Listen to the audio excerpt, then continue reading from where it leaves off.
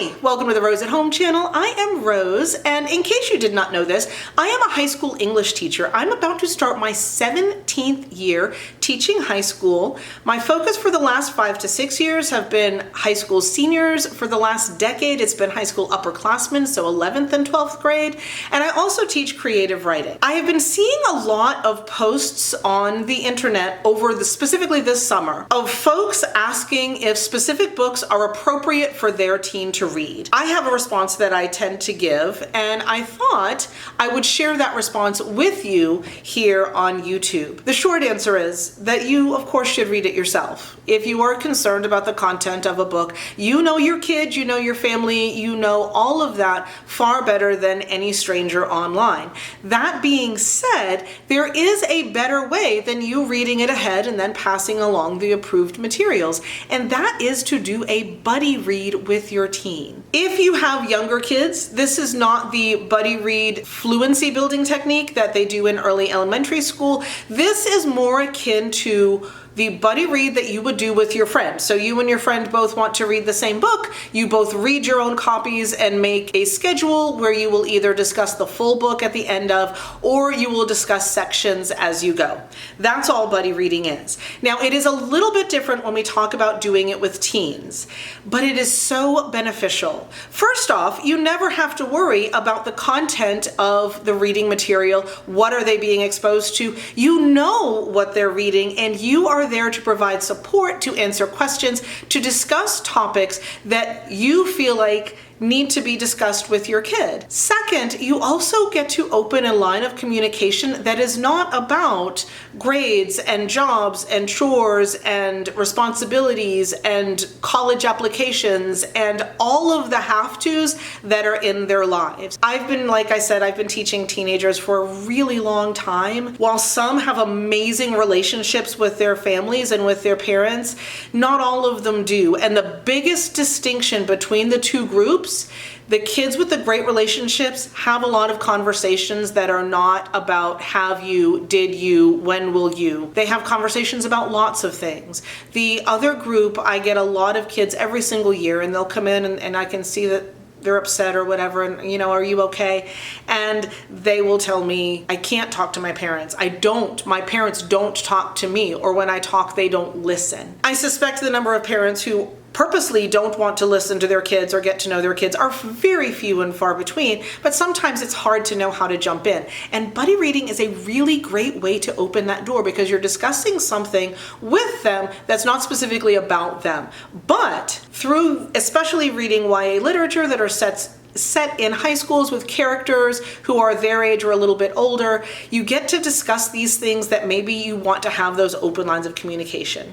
The other absolute wonderful element of buddy reading is it sets some great memories. As someone whose children are all grown now, my youngest is in college, my eldest is through with college, married, in a home, lives across the country for career reasons. I cherish these memories that I have with my kids. I cherish any of these kinds of discussions and conversations. I wish I had done it more with my elder child, but I love the conversations that these sparked with my youngest. So to start, the most important thing to keep in mind when you buddy read with a teen is that teen needs to have as much agency as possible. They need to pick the book. Does that mean you're going to read things that you don't like? Possibly. Now, you might discover things that you like that you had no idea you would enjoy them, but the point here isn't necessarily that you're reading books that you enjoy. The point here is that they are reading something, and again, you are there to provide support, discussion, and to open those lines of communications with your teen. If they've come to you and said, hey, can you go get me this book? Hey, all my friends are reading this book. Can we go to the bookstore this weekend? That's the book that you need to start with, the book that they have selected. You also need to base the schedule on their schedule. So set a reasonable schedule and a schedule that your teen thinks is reasonable. Especially at the beginning, I would certainly break it into chunks. Let them, especially if you've never done anything like this before, make it just maybe 3-4 chapters. Make the first chunk really short so that they understand how this conversation is going to work, and it is something that they start to look forward to, because that's what you want. You absolutely want, I'm spending time with mom, I'm spending time with dad, to be something that they look forward to. The way you make sure that happens is this is not a quiz. You're not going to quiz them about the book. You're not going to turn it into School 2.0. This is, again, like you would with a friend, a buddy read of a book. So when it's time to, you've read the first 5 chapters and you said we're going to have it done by Saturday, and then on Saturday, take your teen to a coffee shop, take your teen to ice cream, take your teen out to lunch. Make the discussion a special event. Make it a special time. I know lots of parents who do that with their kids when they're little. They have their special days out. They take them out and do special things with them. But we get so busy by the time our kids are teens, that tends to stop. If you already do that, awesome. Just say, okay, we're gonna have the discussion when we go out and get coffee together on Saturday. If you don't do that, then make that time. Make it a priority and take them someplace special so that it is a special event. When you start the discussion, you want to let them lead. You want to let them drive. You want to start it with open-ending questions. You want to try to avoid yes or no questions. So you don't want to ask, so you're liking it? Yeah, no. And they're gonna wait, not all teens, but most teens are gonna wait for you to take the lead. And they're gonna either want to agree with whatever you're saying about it or want to disagree with whatever you're saying about it, because that's kind of how your dynamic works. Either way, don't give them the tip off as to what you're feeling so far. So start off with something along the lines of, so what do you think so far? There's no way to answer that with a yes or no. And you want to then, yes, maybe have a few questions in a list in front of you. I wouldn't pick too many, but you want to, instead of thinking about what your next question is going to be, you want to listen to what their response is and build on that. What are you thinking so far? I'm thinking this girl is just so silly. She's chasing these boys everywhere. And then you can come in with, why do you think the author is making her look so ditzy at this point? Why do you think that? Those why questions, those how questions, those open-ended questions. And you can agree with them, absolutely. Try your best early in the conversation to not necessarily share your judgment if you can. Sometimes like, man, I hate this kid, and it just comes out, and that's okay. But you want to try to, after that first or second question, base your upcoming questions on what they say, and then if the conversation kind of naturally ebbs, you can jump into something else. If your book has behaviors in it that make you uncomfortable or that you feel your kid would have been uncomfortable, you can choose to wait and see if they bring it up. And if they don't bring it up and you don't want to, if it's a minor thing in the book and it doesn't really seem to matter at all, believe it or not, kids will sometimes not even notice those things. They'll sometimes skip over it. They'll sometimes kind of, they're kissing again, skim. And that's okay. They don't have to dissect every single part of it. But it is also okay if it is something that you want to discuss. So you've had your first beginning questions. You're kind of gutting the back and forth. There's been an ebb in the conversation, and you can say, I don't understand why the author had her curse so much. Why do you think the author added that in there? And that gets the conversation not on, hey, make sure you're not, it takes it away from, hey, watch your language, to, I'm seeing this in here and I don't understand why it's there. Why do you think it's there? And if they come back with you with, Mom, have you never been to high school? Kids curse all the time. They're right. But don't then try to shame them for any opinions that they have about those things. And you could praise them. I'm so glad you don't talk this way. And if they want to admit, well, when I'm around my friends or whatever. But you want to be able to open that conversation, be able to say, hey, this, maybe your kid's like, you know what, it made me uncomfortable too. I didn't get why maybe the author thought it would make them sound cool. Maybe the author, like, you can get it into those situations, but it opens a door to communication without it being a accusatory, hey, do you talk like this? You don't need to go there. And again, if there's romance in the book, if there's physical intimacy in the book that made you uncomfortable, why would the author include that? Generally speaking, if they're into romance, they're into the love part, they're into the feelings and the emotions part, and that's what they're trying to experience through the book. So you can have this scene. I don't understand why Pamela went home with Joey after the party. Like, it didn't make sense to me based on her past actions why she would do that. Why do you think the author did that?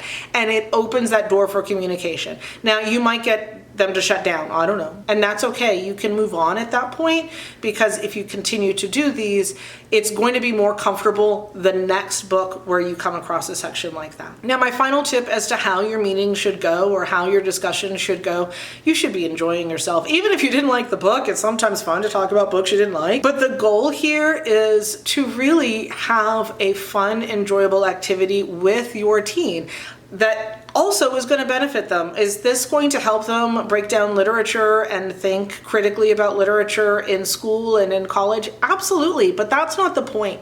The point is to have an enjoyable time sharing something and sharing these stories with your kid and getting to hear their opinions on these stories and being a sounding board for them to talk about not just the story, but then the themes and how this reflects either the author's vision of the world or what it is the author wants you to take away from the literature. And so you can have amazing conversations, but most importantly for you, you're going to build some amazing memories. The more positive, happy memories around great things that you're sharing together, the better them moving to the next stage of their life is going to be for you. And kids also like knowing that their parents enjoy spending time with them. So if you are enjoying yourself, your teen is going to feel like, I did that. They're going to feel that, and they're going to then be more confident talking to you about other things later because they feel listened to, they feel liked, and they feel like you can share experiences with each other without a lot of judgment.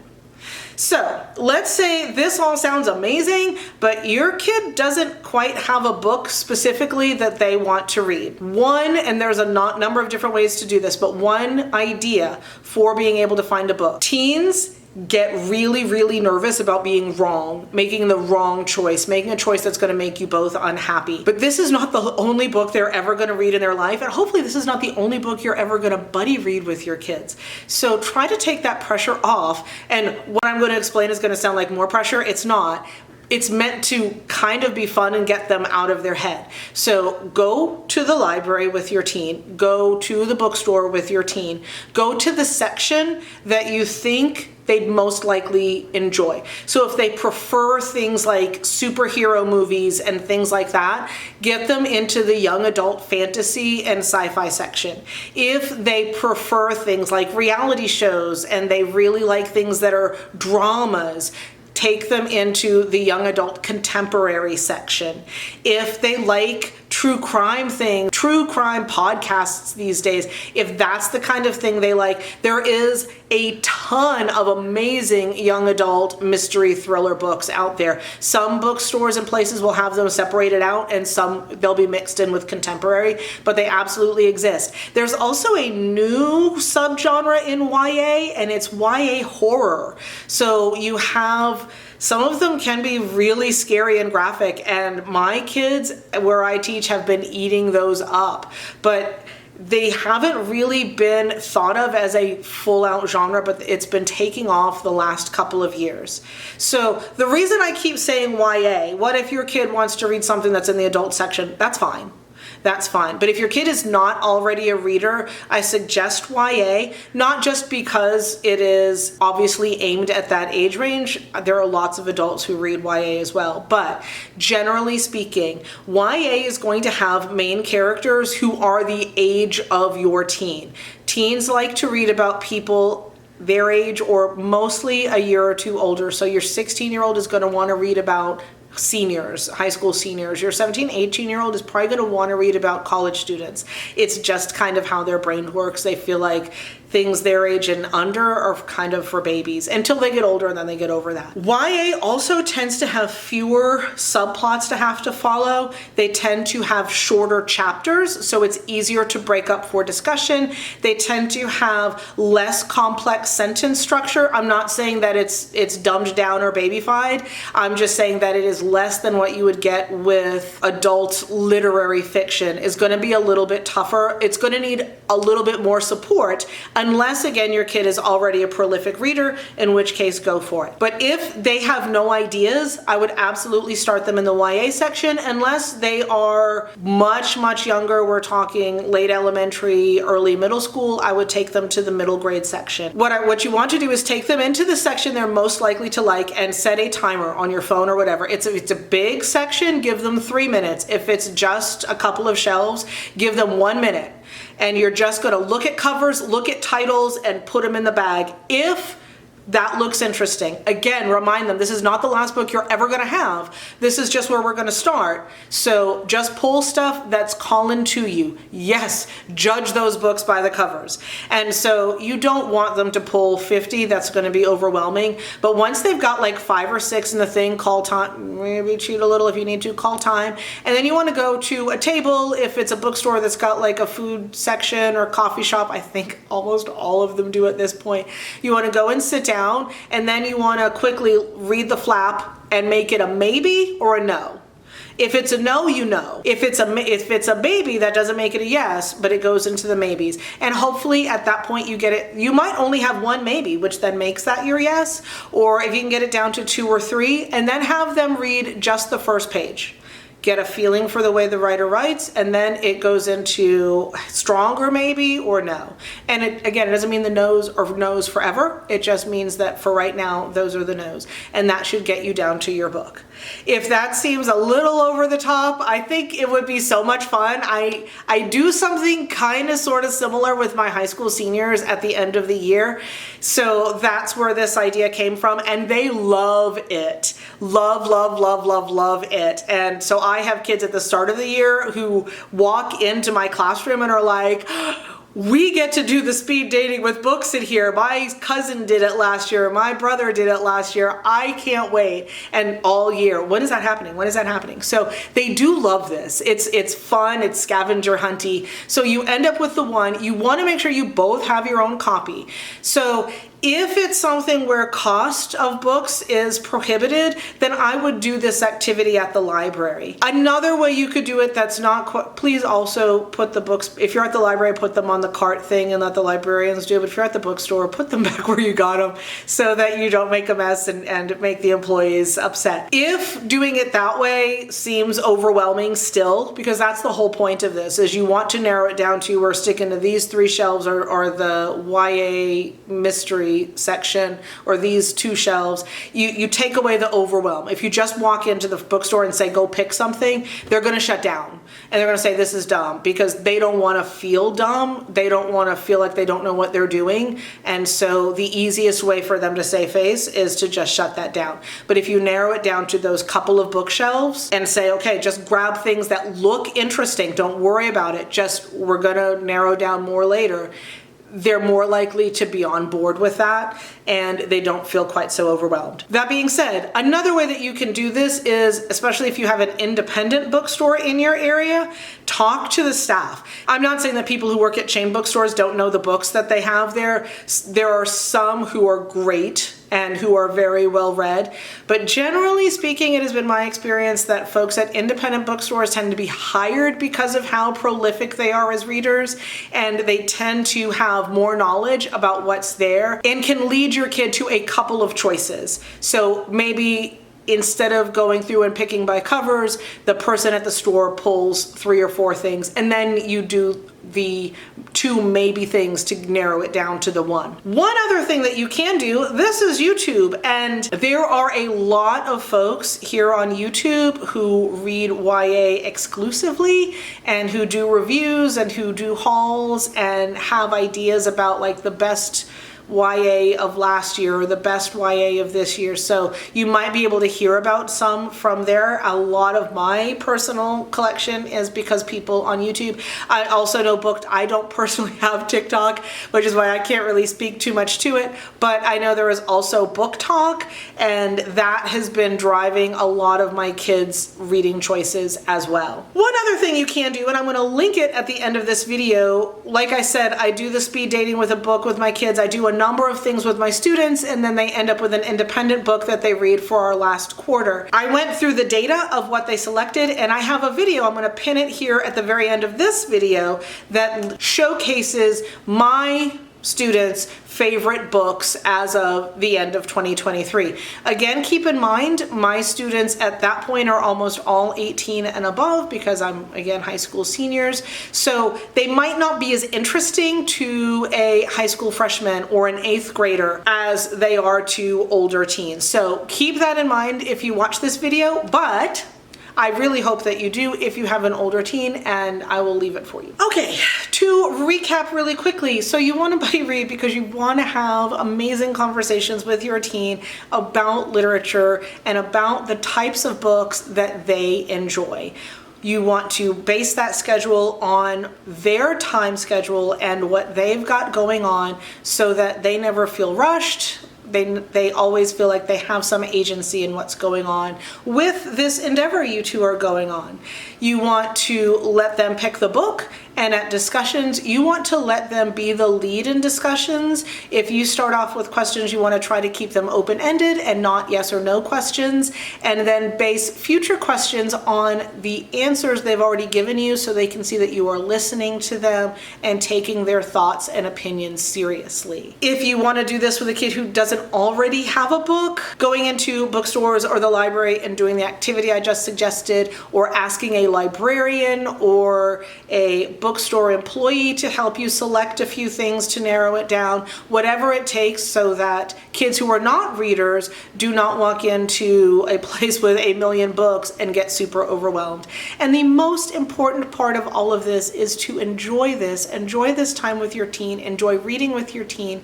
But even beyond that, you're going to have amazing memories with your kids and you're going to cherish them for the rest of your life. I really hope that this was helpful to you and to your teen. Please do this with your teen and leave me a comment down below when you have and tell me what you're buddy reading together and how this went. If there's a section of this that you felt was unclear or that you just need a little bit more direction in, please put it in the comments below. I am absolutely delighted to help with any of it, and if there's enough of that, I'll make a 2.0 to answer those questions in video form as well.